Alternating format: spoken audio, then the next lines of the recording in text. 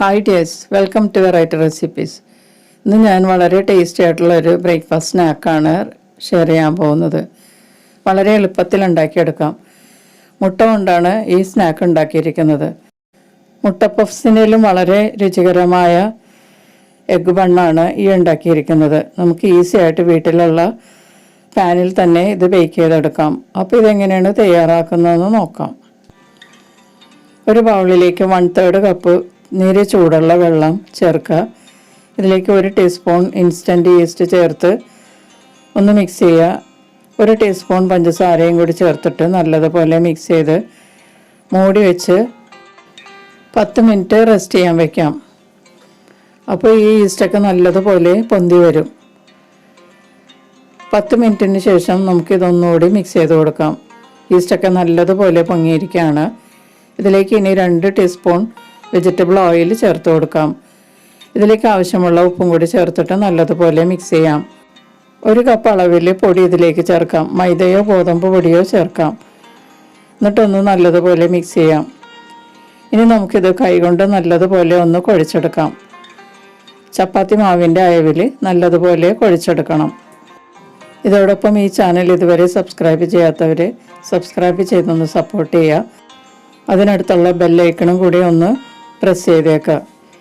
അപ്പോൾ ഞാൻ ആ മാവ് നല്ലതുപോലെ കുഴച്ചെടുത്തിട്ടുണ്ട്. ഇനി നമുക്ക് ഈ പാത്രത്തിലേക്ക് തന്നെ വെച്ചിട്ട് കുറച്ച് ഓയിൽ തടവി കൊടുക്കാം. അതിനുശേഷം മൂടി വെച്ചൊരു 15 മിനിറ്റ് റെസ്റ്റ് ചെയ്യാൻ വയ്ക്കാം. 15 മിനിറ്റിന് ശേഷം നമുക്കിതൊന്നുകൂടി തേച്ച് കുഴച്ച് കൊടുക്കാം. മാവ് നല്ല സ്മൂത്താക്കാൻ വേണ്ടിയിട്ടാണ് ഇങ്ങനെ ചെയ്യുന്നത്.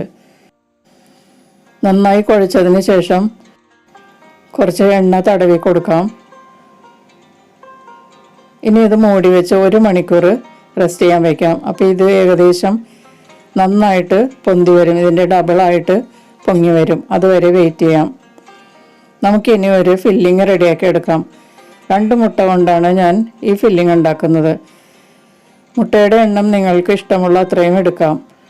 ഇനി 2 പിഞ്ച് മഞ്ഞൾപ്പൊടി, 1/4 ടീസ്പൂൺ കുരുമുളക് പൊടി, 1/2 ടീസ്പൂൺ വലിയ ജീരകത്തിൻ്റെ പൊടി, അല്പം ഉപ്പ് എല്ലാം കൂടി ചേർത്ത് നല്ലതുപോലെ ഒന്ന് ബീറ്റ് ചെയ്ത് വയ്ക്കാം. നന്നായിട്ട് ബീറ്റ് ചെയ്തിട്ട് ഇത് മാറ്റി വയ്ക്കാം. ഇനി ഒരു പാൻ ചൂടാക്കി ഇതിലേക്ക് 2 ടീസ്പൂൺ വെജിറ്റബിൾ ഓയിൽ ചേർത്ത് കൊടുക്കാം. ഇതിലേക്ക് 2 ടീസ്പൂൺ പൊടിയായി അരിഞ്ഞ വെളുത്തുള്ളിയും 1/2 ടീസ്പൂൺ പൊടിയായി അരിഞ്ഞ ഇഞ്ചിയും ചേർത്ത് കൊടുക്കാം. ഇഞ്ചി വളരെ കുറച്ച് ചേർത്താൽ മതിയാകും.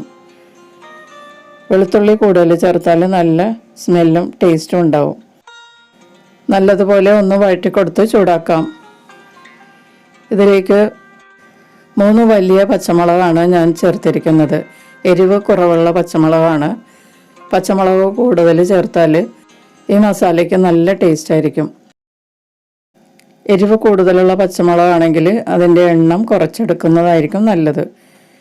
ഇതിലേക്ക് ഇനി മീഡിയം വലിപ്പത്തിലുള്ള ഒരു സവാള പൊടിയായി അരിഞ്ഞത് ചേർത്ത് കൊടുക്കാം. എന്നിട്ട് നല്ലതുപോലെ ഒന്ന് വഴറ്റിക്കൊടുത്ത് ചൂടാക്കാം. ഒരു മീഡിയം വലിപ്പത്തിലുള്ള തക്കാളി പൊടിയായി അരിഞ്ഞത് ഇതിലേക്ക് ഇനി ചേർത്ത് കൊടുക്കാം. അല്പം ഉപ്പും കൂടി ചേർത്ത് കൊടുക്കാം. ഈ വെജിറ്റബിളിന് വേണ്ട ഉപ്പാണ് ഞാനിപ്പോൾ ചേർത്തത്. മുട്ട ബീറ്റ് ചെയ്തപ്പോൾ നമ്മൾ ആവശ്യത്തിനുള്ള ഉപ്പ് അതിൽ ചേർത്തിട്ടുണ്ട്. ഇനി ഇത് നല്ലതുപോലെ ഇളക്കി കൊടുത്ത് തക്കാളിയൊക്കെ സോഫ്റ്റായി കഴിയുമ്പോൾ ഇതിലേക്ക് 1/4 ടീസ്പൂൺ മഞ്ഞൾപ്പൊടി, 1/4 ടീസ്പൂൺ കുരുമുളക് പൊടി, 1/2 ടീസ്പൂൺ വലിയ ജീരകത്തിൻ്റെ പൊടി ചേർത്ത് കൊടുക്കാം. നേരത്തെ ചേർത്തതുപോലെ തന്നെയാണ് ചേർത്തിരിക്കുന്നത്. ഇനി നല്ലതുപോലെ ഒന്ന് വഴറ്റി കൊടുക്കാം. മസാലയൊക്കെ നല്ലതുപോലെ ചൂടായ മണം വരുന്നത് വരെ ഇളക്കി കൊടുത്ത് ഫ്രൈ ചെയ്യുക. ഇനി ഈ മസാല എല്ലാം പാനിൻ്റെ സൈഡിലോട്ടൊന്ന് ഒതുക്കി വെച്ചതിന് ശേഷം ഇതിലേക്ക് 2 ടേബിൾ സ്പൂൺ ഓയിൽ ചേർത്ത് കൊടുക്കാം. ഇതിലേക്ക് നമ്മൾ ബീറ്റ് ചെയ്ത് വെച്ചിരിക്കുന്ന മുട്ട ചേർത്ത് ഒന്ന് ഫ്രൈ ചെയ്തെടുക്കാം. തുടരെ ഇളക്കി കൊടുത്ത് നന്നായിട്ടൊന്ന് സ്ക്രാമ്പിൾ ചെയ്തെടുക്കാം. മുട്ട ഏകദേശം ഫ്രൈ ആയി കഴിയുമ്പോൾ ഈ മസാലയുമായിട്ട് മിക്സ് ചെയ്ത് നമുക്ക് ഫ്രൈ ചെയ്തെടുക്കാം. എല്ലാം കൂടി നല്ലതുപോലെ മിക്സ് ചെയ്ത് ഫ്രൈ ചെയ്തെടുക്കാം.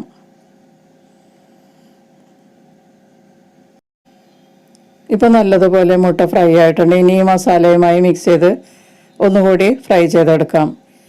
ഇതിലേക്ക് കുറച്ച് മല്ലിയിലയും കൂടി ചേർത്ത് മിക്സ് ചെയ്യാം. മല്ലിയില ചേർത്തതിന് ശേഷം ഒന്ന് മിക്സ് ചെയ്ത് ചൂടാക്കുക. ഇപ്പോൾ ഫില്ലിങ് റെഡി ആയിട്ടുണ്ട്. നമുക്കിത് സ്റ്റവിൽ നിന്ന് മാറ്റി വയ്ക്കാം. മാവ് കുഴച്ച് വെച്ചിട്ട് ഇപ്പോൾ 1 മണിക്കൂറായിട്ടുണ്ട്. നല്ലതുപോലെ പൊങ്ങിയിരിക്കുകയാണ്. മാവ് ഏകദേശം ഡബിളായിട്ടുണ്ട്. ഈ മാവ് നമുക്ക് ഈ ബൗളിൽ നിന്നെടുത്ത് പൊടി തൂകിയ ഒരു പലകയിലേക്ക് മാറ്റാം.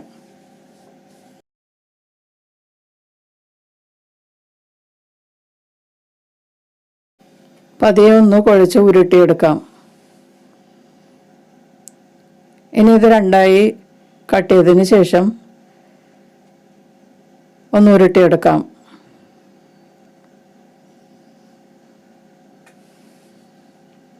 ഇനി ഓരോ ഉരുളയും നമുക്ക് 3ആക്കി കട്ട് ചെയ്യാം.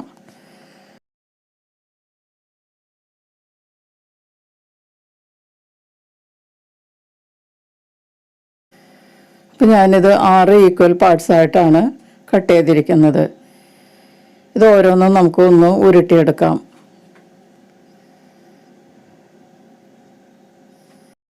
ഈ ഉരുളകളെല്ലാം പൊടി തൂക്കിയ ഒരു പാത്രത്തിലേക്ക് മാറ്റാം.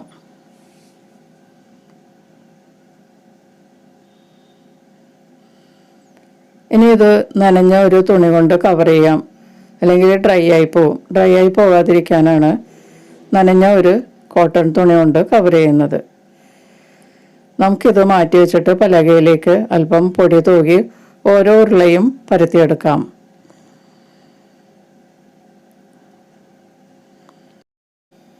പൂരിയുടെ വലിപ്പത്തിലാണ് ഇത് പരത്തിയെടുക്കേണ്ടത്. പരത്തിയെടുത്ത മാവിൻ്റെ പുറത്തേക്ക് നമ്മൾ റെഡിയാക്കി വെച്ചിരിക്കുന്ന മുട്ടയുടെ ഫില്ലിങ് വെച്ച് കൊടുക്കാം. ആവശ്യത്തിന് ഫില്ലിങ് വെച്ചതിന് ശേഷം ഒരരികിൽ നിന്ന് ഇതുപോലെ ഒന്ന് ചുരുട്ടിയെടുക്കാം.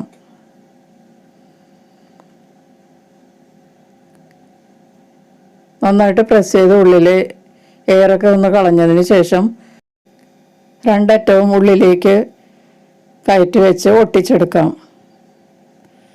അരികൊക്കെ ഒന്ന് കൈകൊണ്ട് പ്രസ് ചെയ്ത് ഒട്ടിക്കുക. രണ്ടറ്റവും ഇതുപോലെ ഉള്ളിലേക്ക് വിരലുകൊണ്ട് തള്ളി വെച്ച് ഒട്ടിച്ചെടുക്കാം. അതിനുശേഷം നല്ലതുപോലെ ഒന്ന് ഉരുട്ടി ഷേപ്പ് വരുത്തുക. ഇപ്പോൾ എഗ് ബണ്ണിൻ്റെ ഒരെണ്ണം നമ്മൾ സ്റ്റഫ് ചെയ്തെടുത്തിട്ടുണ്ട്. ഇത് നമുക്കൊരു പാത്രത്തിലേക്ക് മാറ്റി വയ്ക്കാം. ബേക്ക് ചെയ്യാനുള്ള പാത്രത്തിലേക്കാണ് മാറ്റേണ്ടത്. ഇത് ഞാൻ ഓയിൽ തടവി വെച്ചിരിക്കുന്നതാണ്. ഇതിലേക്ക് ഇത് വെച്ച് കൊടുക്കാം. ഇതുപോലെ നമുക്ക് ബാക്കിയുള്ളതും റെഡിയാക്കിയെടുക്കാം. പൂരിയുടെ വലിപ്പത്തിൽ ആണ് പരത്തിയെടുക്കേണ്ടത്.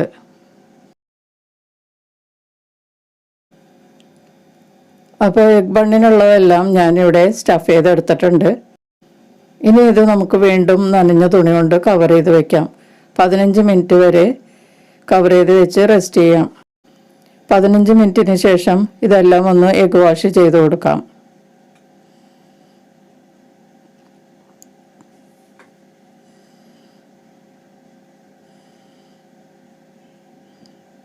ഇനി ഇത് നമുക്ക് ബേക്ക് ചെയ്യാൻ വയ്ക്കാം.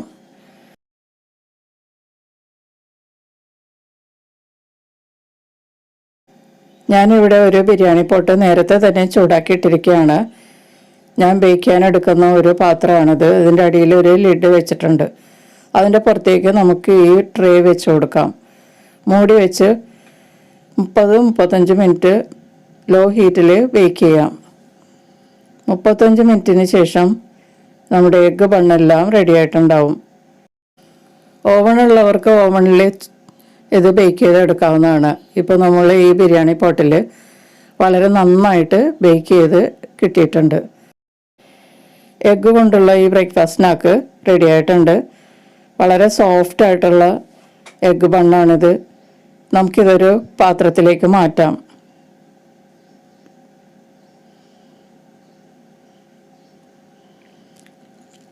കടയിൽ നിന്ന് വാങ്ങിക്കുന്ന ബണ്ണിനേലും വളരെ സോഫ്റ്റാണിത്, ടേസ്റ്റുമാണ്. എളുപ്പത്തിൽ നമുക്ക് വീട്ടിൽ തന്നെ ഉണ്ടാക്കിയെടുക്കാം.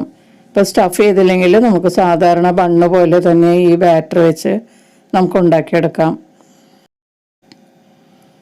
ബണ്ണിൻ്റെ അടിഭാഗം ഒന്നും കരിഞ്ഞൊന്നും പോയിട്ടില്ല. കണ്ടോ, നമ്മൾ ബേക്കറിയിൽ നിന്ന് വാങ്ങിക്കുന്ന ബണ്ണ് പോലെ തന്നെയാണ് ഇരിക്കുന്നത്. വളരെ സോഫ്റ്റാണ്. എഗ് പപ്സിനേലും വളരെ ടേസ്റ്റുമാണ്, യമ്മിയുമാണ്. ഇപ്പോൾ വളരെ രുചികരമായ ഈ എഗ് ബണ്ണ് എല്ലാവരും ഒന്ന് ട്രൈ ചെയ്ത് നോക്കുക. വീഡിയോ ഇഷ്ടപ്പെട്ടാൽ ലൈക്ക് ചെയ്യുക, നിങ്ങളുടെ ഫ്രണ്ട്സിനും റിലേറ്റീവ്സിനൊക്കെ ഷെയർ ചെയ്ത് കൊടുക്കുക. നമുക്ക് മറ്റൊരു റെസിപ്പിയുമായി വീണ്ടും കാണാം. Thank you.